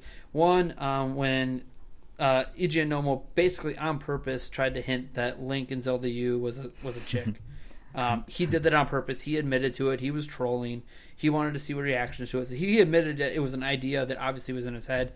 And that, two, when he said that Link's just an avatar. So it's like, I think it's more like Nintendo was fooling around with the idea of solidifying the avatar message and making gender options a thing. But I don't think it has anything to do with social justice. I don't think it has anything to do with Gamergate or any of that other controversy. I think it's just Nintendo thinking that maybe they can reach more female players if they offered a gender option. And that's not necessarily a bad thing for Nintendo to consider doing. So that's where I stand on it. But honestly, it shouldn't really matter that much. To the bigger point of the Nintendo characters, shouldn't all of them turn... The big counter argument I have to that is a lot of Nintendo's main characters are not avatars. Mario is not an avatar. No. Samus is not an avatar. So, when you consider, should we switch those characters? They aren't avatars. They are their own characters. The only character in a main Zelda game besides Pokemon, which does offer gender options now, but in an established series that Nintendo has that is being called an avatar by Nintendo, is Link. So that's the justification you could do for Link being a female. And you can argue he has story and all this stuff, and he's got a backstory and a personality. That's fine. Argue it all you want. That's great. I really hope that if he does have a personality and a story, they expand upon it some more. That would be wonderful. But I don't think this debate matters enough for people to get really, really, really emotionally invested and upset about it. If it happens, cool. If it doesn't happen, who cares? It's not... It shouldn't really be a deal breaker for the future of the series, is basically what I'm saying. Yeah. And also, that's where I stand. The Zelda franchise, or the Zelda series, isn't a series that deserves to be attacked or at least debated across gender equality or something. I mean, the series is named after the main female character. Oh, don't forget though. I hate bringing her name up because I don't think she's necessarily all that bad. But Anita Sarkeesian did mention that Zelda is part of the trope. What is it? The saving the princess trope or whatever. Well, Damsel in distress trope. But at least it's not called The Legend of Link. The Legend of Tingle. And it's not, while Link is white, it is not a white guy in his mid-30s. Let's not go there. Now we're just making... But no. Darren, you have anything to add? Oh, not really. I think you guys have summed up your thoughts well, and I gave my opinion. I think everything we said here is good discussion, and, it's not something to get mad over. It's Nintendo's decision in the end, and they can do what they want. Exactly. Yeah, I've been happy with the Zelda summary. series this whole time. They add a gender option, I'm fine with that. They don't, I'm fine with that too. It doesn't really make a difference to me. Zelda is Zelda, no matter if the character is white or black or blue or a Goron or a Zora. It doesn't matter to me. I'll probably love it either way. Why did the Gerudo only have one male character? Can't forget the Gerudos. Link might be a Gerudo in Zelda U. He's also black. That is a theory that exists right now. Let me see, and can't forget Darren's old theory that Groose is the first Gerudo. Oh, he is definitely. No. All right. We'll go into the next question. I don't think anybody asked a question on Groose this time. Hey, if you guys want us to talk about the Groose theory and him being the first Gerudo, you feel free to ask that for our next discussion. So we'll move on. We got 4 questions up. Jacob Koselek, or Koselek, I'm sorry, as I said, I'm going to be butchering names this whole time, on our Facebook page asks, what do you think the possibility is that Zelda U might be a remastered version of the original Legend of Zelda, and that Nintendo has just kept it a secret? I have seen this theory before. I'm not sure. It was a Zelda theorist on YouTube who analyzed the map that was on the gamepad at the Game Awards footage and chose similarities from that map and the original map from Zelda 1. I think it would be really cool if it was a remake of the original game, but however, I don't think Nintendo would be doing that. It's possible, but I just don't see it happening. Yeah, I think this is a case of drew inspiration from rather than actually being. Because every single remake was immediately announced as a remake as well. Yes, and the thing is, they've done all these remakes. Why would the first supposedly original Zelda game that's coming to Wii U or NX or whatever be just a remake of an older game? Also, the reason the game was delayed was to add new functions, or because they had some great new ideas for the game. And you have to think about things we've already seen. We've seen the sail, where you can jump off cliffs and glide down. We've seen horseback riding. That is not in the original game. We have seen horse combat on combat off a horse. We've seen you flip off a horse and do slow-mo bow shooting.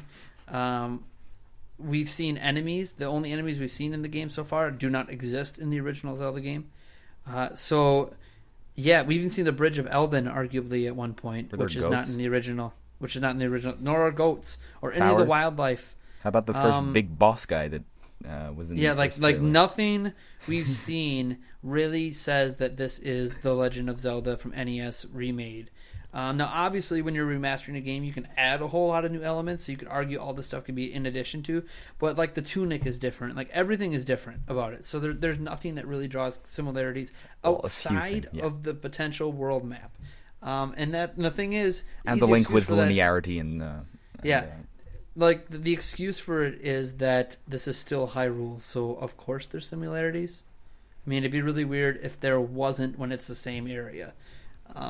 So I think what you can kind of say is they probably drew some inspiration, because let's be honest, The Legend of Zelda for NES is probably the only truly open world Zelda game they've made. All the other games have some form of story or some sort of linearity to how they want you to progress. That doesn't mean there hasn't been freedom. A Link to the Past, you can do dungeons out of order. A Link Between Worlds, you can do that as well, but it's not the same as being truly open world. And The Legend of Zelda for NES was truly open world. So if they're revisiting that open world concept, it makes a lot of sense. They're drawing a lot of inspiration from what the first game did. But I think they would actually kill the hype for this game if they said this is just a remake of Zelda 1. Yeah. Just my personal opinion. It feels like that it would be taking too much away from what they're doing to say this is a remake of Zelda 1, even if as you play it you don't feel anything like you did in Zelda 1. I'd love it if you're going to remake Zelda 1, they need Final Fantasy 7. What they're doing with that's the kind of remake that you would want to see for Zelda 1, and it's very obvious. Ever seen, to be honest. From what I've seen. It's almost as good as a fan project. They changed some of the... We talked about this a bit earlier. They did change some of the combat in it, so we'll see if people prefer the old combat system or the new combat system, because I think that's such a key point to the game. We'll see if that translates well. We'll see what people think. But yeah, so no. To answer your question directly, no. It's not going to be a remastered version of the original Legend of Zelda. Again, I already bet my life savings, so now I will bet my children on that one. You always have your soul left. Yeah, well, I'm saving that for a special question. You guys got anything else to add? No, I think we can put this question to rest. That was it's probably one of the easiest questions we've got to answer. And I understand, you're now the second person to ask us about remastering or remaking The Legend of Zelda. Maybe there's something to that. Maybe there's a lot of people that really want that to happen. Just imagine if Nintendo suddenly went, "Hey, you remember all that footage we showed you a year ago? Yeah, that game doesn't exist anymore. Here's a HD version of the original Legend of Zelda with all the pixel beautifulness, whatever, included." We smoothed it out, so now you just don't see any pixels. Anyways, no, it's not gonna happen. So we'll move on. But on the question of if the original Legend of Zelda will be remastered, that's something we might be able to visit in a future daily debate or something. Just see how people actually think about that, about bringing that game back and bringing it to a whole new audience. So Ash SCH, I don't know if that's I don't know how to say that at all. On our Facebook page says or asks, do you think there could be a chance of Zelda U to be delayed enough to be put on the generation after the next console? Okay, no. So this is a loaded question. Does this mean the generation after the NX? Yeah, that's what I'm saying. Like the way he worded this says that you're talking about after NX. Like, no. No. That's a really easy no. No, now, that's not happening. If you're talking about after the current generation, if that's what you meant to say, if you meant to say if you think it's going to be put on to the next generation, which it could happen. You could have just mistyped this question. You could be talking about, do we think it'll be put on the next generation? That to me is actually a lot better question. So I'm going to kind of go with that's what you meant, because your question seems so. And we answered the first wording already. So I don't want to put you on the spot here, but your original question was an emphatic no. There's no. Well, no okay. Let's not act like we are part of Nintendo. A very, very incredibly highly improbability. That Zelda U is delayed like 10 years, so it ends up on that console. I can see it being a dual release on the Wii U and NX. And remember, the last official date we got is 2016, and I don't think we're skipping a hardware generation next year. So no. And it's been repeatedly said it's coming to Wii U. It's coming to Wii U. It's coming to Wii U. Said the same about Pikmin 3. Well, no, Pikmin 3 never really got announced. It just got said, yeah, we're making it. That was it. No, Miyamoto said it was coming to the Wii. Yeah, but we never got to see it though. Until you see it, a game does not exist. That's the way I am. Like, they could be like, remember they said, "Oh, Smash Bros is coming to Wii U," but they weren't even making the game yet. Yeah, but it does exist. Well, now I have Smash Bros in my cupboard. Yeah, Pikmin 3 is a whole amiibo line. Come on. Technically, Pikmin 3 is on a Wii. There's just a U after it. Well, if you so he didn't lie. It came to the Wii. You. No. So if we take this as if we take this question and expand it to what I at least interpret you wanted to say, it's going to come to the Wii U. They can't confirm that. I don't know why anyone would have any doubt it's not going to come to the Wii U, because it's that they keep repeating Wii U every time the game is mentioned. So it is a Wii U game. It is going to release on the Wii U. Now, does that mean it's not going to release on the NX? No. It could still release on the NX. Twilight Princess style. Yeah, I mean, and everyone's brought up the Twilight Princess. It's happened. It's only happened one time in Zelda history. But Twilight Princess is coming to the 3 consecutive consoles now, by the way. Something to think about there. Yeah, and you have to think about it like this too: is Twilight Princess was coming so close to the end of the GameCube era, they decided to delay it and release it on the Wii and the GameCube to help push Wii sales. Okay, well, if and this is a big if, we don't actually know if the NX is coming next year. We don't know this. Nobody knows anything. It's all speculative right now. There's reports and rumors and breaking stuff, but really, it's all speculation. If the NX comes next year, I guarantee you it's going to release on the NX and the Wii U. If the NX isn't coming until 2017 or 2018, then it's just going to come Wii U next year, and that's going to be it. So you betting your soul on that now? If the NX is next year, they would be. If the NX comes out next winter, they would be idiots if they just made it a Wii U only game. Yeah, I definitely agree. Like, that would be the worst financial decision they would have ever made if the NX is coming out at the same time. I'd argue personally that because the Wii U install base is actually so low, they would be idiots if they didn't make it a dual release anyways. If they because skip the Wii U, I think people would hate Nintendo. yeah, they can't skip the Wii U, especially with they keep reiterating Wii U, Wii U, Wii U. They can't skip it. But making it a dual release, definitely, I think that's the most financially responsible thing they can do. Especially since they said Skyward Sword sales were disappointing to them. I think if this game releases on the Wii U only, it's not even going to hit Skyward Sword sales. And this game, I'm supposing this game cost even more to make than Skyward Sword did. So, if they want to maximize sales, it's got to be NX and Wii U if NX comes next year. If it doesn't, Nintendo might just bite the bullet and make it a Wii U only. But yeah, that's where I stand on it.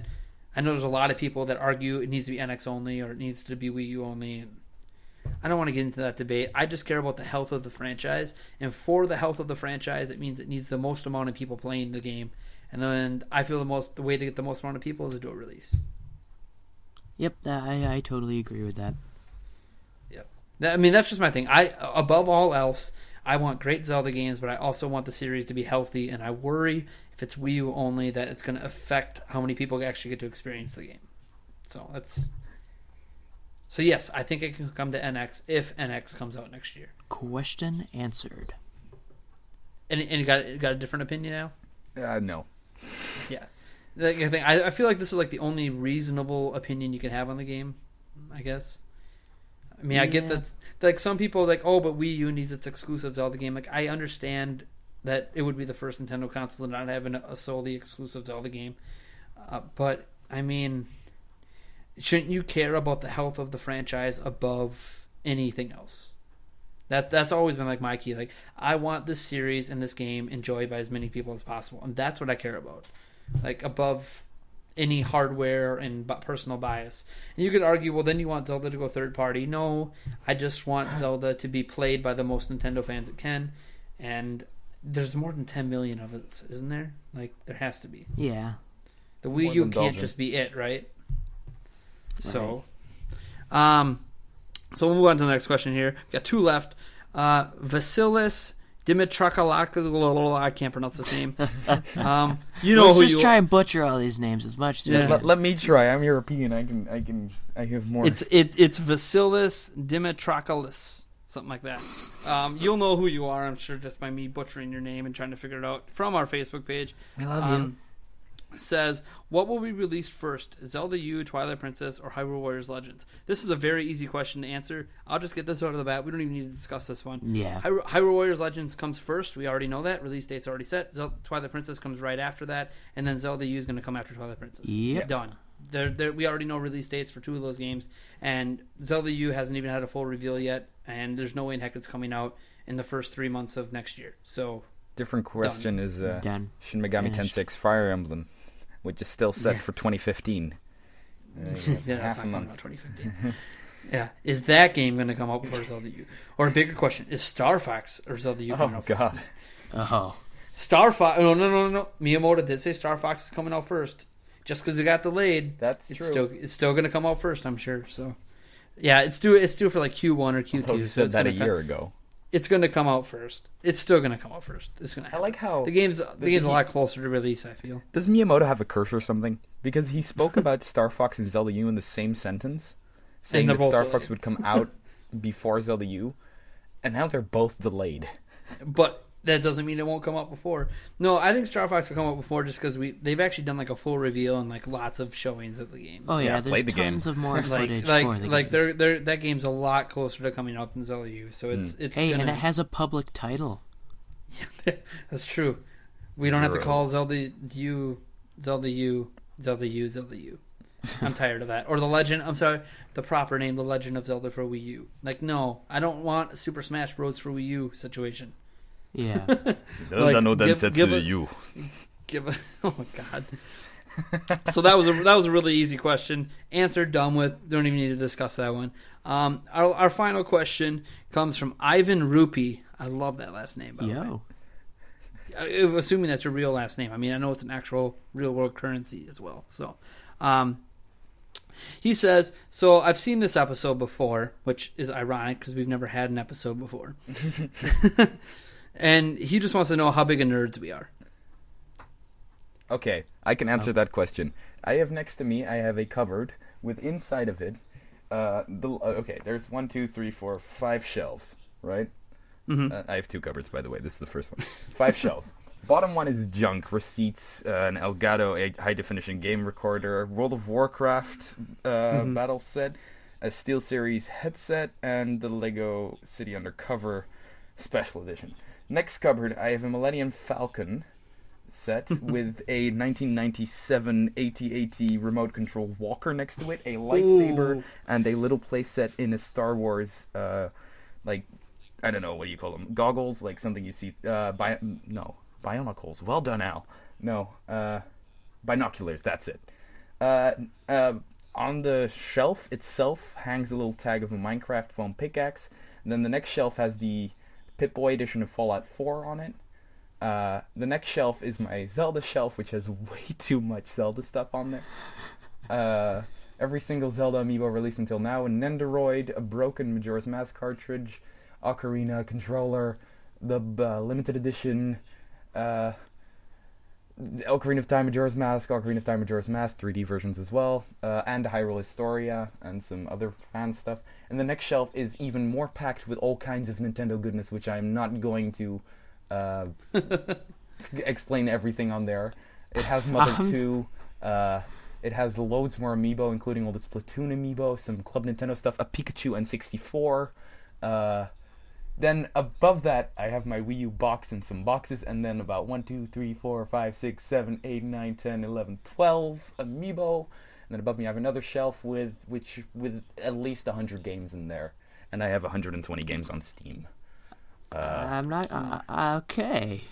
I'm not and going to another follow shelf that one, behind me with manga, figurines, the Fallout Anthology, Serpent's Tongue, Cards Against Humanity. Nerd! Oh, and a Majora's Mask advertisement stand. I'll shut up now. We have a nerd alert. I'm not going to We go... have a nerd alert. I'm not going to go into as much detail as Al, but to my right, I have a shelf filled full of Star Wars and Zelda, just kind of display figurines and memorabilia and stuff, and some stuff from other games such as Minecraft and Mario and whatnot. And I have Zelda amiibos, so I am a big nerd too. I just do not have a big of a collection as Al apparently. I'll What about send you, a Nate? picture to Nate so he can include great. it into the video. So for visual Yeah, purposes. I'll toss that in there for you, Al. So how big a nerd am I? Obviously, if you're watching, see the video. I got a couple Zelda things. I got my light up Zelda sign here, and I got my Dark Horse Twilight Princess Link statue, my Ganondorf amiibo. I have all the Zelda amiibo. They're just not in my office. I have some stuff, but like that, outside of that, and some digital copies of games, that's almost the extent of my collection. If you come to my house, you might not even know that I'm a nerd outside of like in my office when you see, oh look, he's got a dual monitor setup. He's got all this, his iPhone and his Alienware laptop and some Zelda stuff. Like they might see, oh, he's into this stuff, and they might not think, oh, he's a nerd. For starters, I'm going to college to be a programmer. That's already a nerd profession. I am a huge Star Wars fan. I don't own any Star Wars memorabilia because I am poor, and all my money goes into the technology you see here for me to run Zelda Informer. Like, this is where my money goes. So that's why I don't have a lot of like neat collectibles. And I have 3 children now, so like if any cool toys happen, they go to them, not me, unfortunately. But like the Star Wars Force Awakens, I have movie tickets to it for the very first showing in my town at 7 p.m. on the 17th. Same. So like I'm going to Actually, that for me, it's the 'cause 16th. Hey! Oh, shut up. Don't spoil it for me before I see it. If it's bad, I don't want to hear about it. Anyway, so I'm really big into Star Wars. I've never been big into Star Trek. I'm a Star Wars guy. Probably always going to be a Star Wars guy. I even own Star Wars Battlefront just because of how much I love Star Wars, despite the fact that it's not really enough content for most people. I feel like it's a lot of fun anyways. And besides, it was worth it to me just to be Vader just for 5 seconds. Just a lifelong dream of mine fulfilled.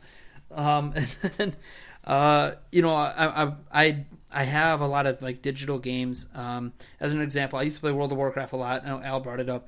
I already have the expansion pack for the next one pre-ordered, even though I know I'm not going to have time to raid. I don't care. I've been playing World of Warcraft since 2004.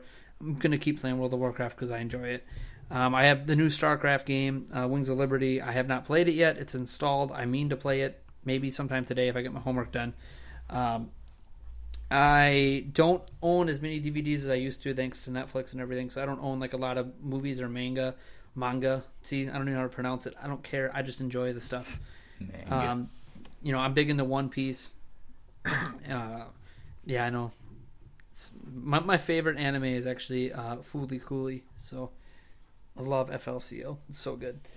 And you know, I'm big into like. They have a lot of nerd shows on Cartoon Network. They've always had them on Cartoon Network when I was a kid.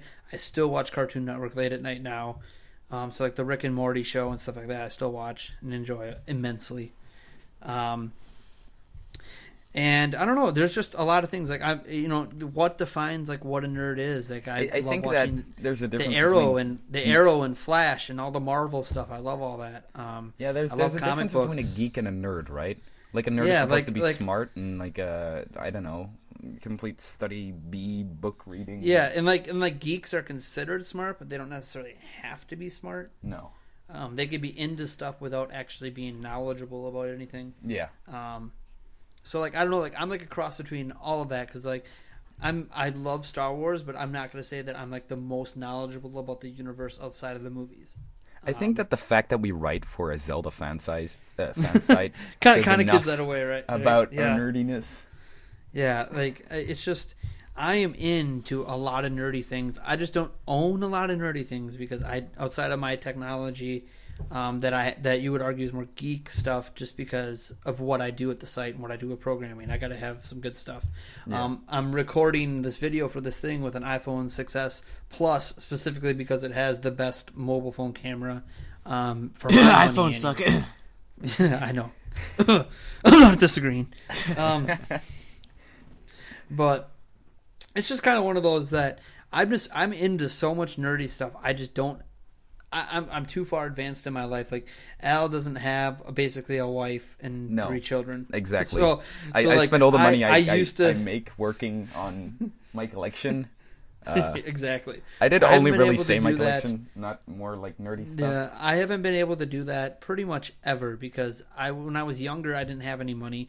When I had a job, I was coming out of high school and I got kicked out of my parents' house. So all my money went to surviving. So like I never got the chance to really build up my collection of stuff outside of when I used to have an N64, SNES, Sega Genesis, PlayStation 2. I had a whole bunch of games. And then when I was 16, my mom she wanted me to give them away. I instead took them to a game store and got like hundreds and hundreds of dollars for it because I had rare games in there, like the Turtles in Time game for SNES. Cool. That game is awesome, but it's rare, and I didn't realize how rare it was at the time. If I had known, I would have held it. I would have went to a different store because when I went to another used game store like a week later, the guy said he would have bought it off me for like $500. So I'm really upset that I ended up selling it for like it was like $10 or something. I'm like, but because I didn't realize how rare it was. Like I just always had the game, so I didn't think it was like whatever. It's Ninja Turtles. Ninja Turtles is popular, right? It can't be rare. Apparently, that Ninja Turtles game specifically is really rare. So like, and Rampart. I don't know if you guys know that game. That was a Sega Genesis game that is also pretty rare. It was a strategy game, and my mom made me get rid of it all, and my dad ended up getting really mad at her because my dad actually owned like half of that stuff. So it happened when he was gone on a business trip, and he was not happy. But I think it got to the point where my mom was so sick of me playing video games, she was like, "Get rid of it all," claiming that I didn't play it anymore, which I totally still played it. My favorite game of all time is Secret of Mana, man. I was playing that SNES until the day she made me get rid of it. Oh, yeah. Oh, and even like The Lion King, like that was actually a good game on the SNES. It was actually. Yes, it was. Like that was back Westwood or something. Westwood. Yep, the guys that just got honored at the Game Awards. Yeah, that's right. They made it. Yep. They made that game and they did so good with it. Like that was if any game developers are watching this or future game developers, if you ever get a contract to make like a movie game. Or a comic book game or a cartoon game, like take note of what they did with The Lion King for SNES. I think it also came out on Genesis. That's how you do movie games right. Yeah. Just take note because most of the time people get them wrong, and they use look them as at cheap cash grabs. Battlefront is a very good inclusion for the movie and sound design, graphics, it's beautiful, but gameplay it lacks tremendously. And The Lion King was an absolute blast to play, completely covering what The Lion King's feeling and atmosphere was like. I'll leave your comment on Battlefront alone because I don't think the gameplay is the problem. But that's because, like, to me, the gameplay for Battlefront, they simplified it, which I like. It feels more like GoldenEye than it feels like Call of Duty. But it's very redundant. Well, it's redundant because there's just not enough to do. And the maps are very small. Yes, that has to do, again, with the lack of content, not the gameplay. Okay. So I think we're on agreement there. It's just different spectrums. But no, Wording. that's just how you do it. Battlefront is an okay game.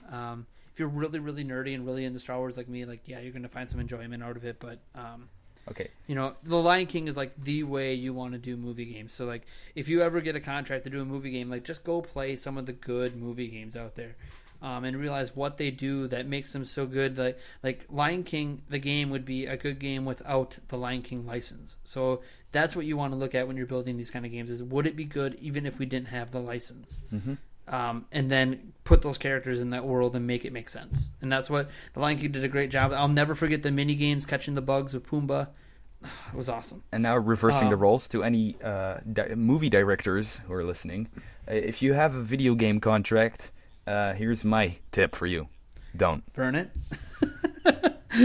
Well, we'll see. We'll see what happens, because World of Warcraft has a movie coming out. Or not World of Warcraft, just Warcraft in general has a movie coming out next year. And it looks really promising. So we'll see what happens. It's not like real life or anything that they're doing. Because imagine the Warcraft universe played by actual human beings. They do. They are played by actual human beings. Wait, what? But isn't it just CGI? wait, what? No, they're played by it Avatar? The orcs are CGI. But yeah, it's like Avatar. Like they have real people in it. Whoa. Like, it's not just all CGI. Yeah, did you not watch the trailers? No, I'm sorry. Well, I figured with you had played World of Warcraft, I thought maybe you might have saw the trailers for the movie. I didn't. I'm not that into the lore of World of Warcraft. Oh yeah, no, it looks really crazy, but yeah, they're real actors and everything, not just voiceovers and cartoon costumes. Okay, that's pretty. And now I have to check it out. Yeah, right. I mean, like, it's hard too. Like the CGI. I mean, World of Warcraft CGI in their trailers has even game trailers has always been fantastic. Did we just move into a World of Warcraft conversation? I think this is nerdy enough for the question. But yeah, see, we are big nerds here. And I know that Al's like, if you get a contract for a game thing, don't do it. I'm sorry, I'll disagree on one aspect besides the Warcraft movie, which might end up being good, might not. And some Pokemon movies have been good, but they have an animated series to go with that, so that makes sense. If you don't have a direct link, those old rumors that got shot down about the Netflix series, I still really want that to happen for Zelda. I think that if you do make a movie about a game, stay very much in touch with the developers and those behind it, the minds behind it. Because if you stray from that and base it on your own interpretation of the game, it's not going to be anything of quality. Yes. All right. Darren, you got anything to add about your nerddom, or are you just going to leave it where you left it? I'm just gonna leave it. Obviously, Al and I are totally nerds. I don't think there'd be any doubt there. Yeah, you guys blew me away with your nerdiness. I have a building kit of the Atlantis space shuttle next to me. Oh, all right. With model paint. Mm-hmm. Yeah.